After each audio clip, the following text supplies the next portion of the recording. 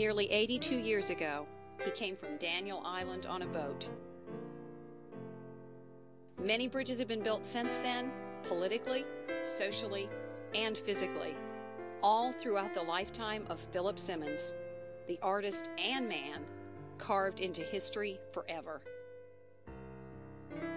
He's just so very humble, and he's a good man. His work ethics is, if you want your prayers answered, get off your knees and hustle.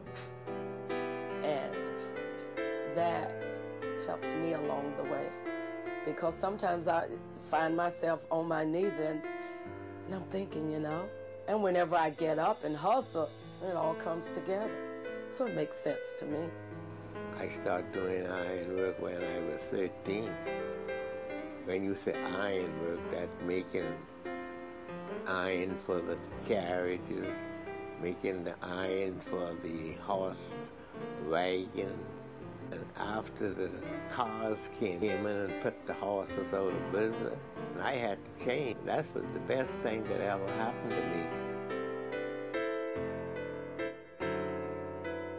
I never called myself an artist, but most of the customers come. I heard that you was an artist. Then I start thinking that way. Look all over Charleston and you'll see Phillip Simmons. It is blacksmithing as a craft that Phillip Simmons, more so than anyone, just did a tremendous amount of, I think it's both craft and technique, but also artistry. And so when you see those beautiful wrought iron gates, we have a window grill here in Avery. It speaks both of history, but also of exquisite craft and technique and artistry.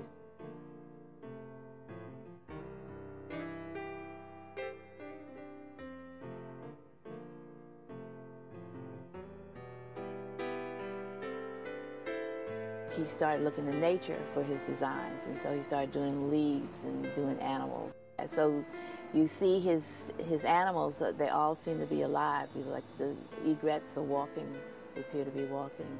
The snake is swimming, the birds are flying. And one of the gates here is the snake gate. That was a commission from the Historic Charleston Foundation. They wanted him to do a gate. One of the board members of the foundation carved a snake in mahogany and took it to Mr. Simmons and said, we want to put this snake into the gate. He said to make the snake alive, he had to put eyes in it. So he bore a hole through the head of the snake. And Mr. Stoney jumped back and said, oops, so you will bite me.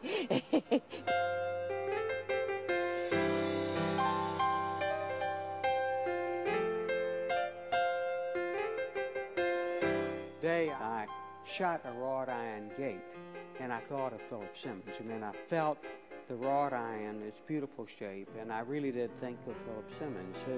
He is throughout our city because a craft that Charleston had, perhaps better than any other place, and Phillip Simmons is the living continuation of that craft. He's added immensely to the beauty of Charleston, and his work is everywhere. You see it and you feel it, and it's very beautiful.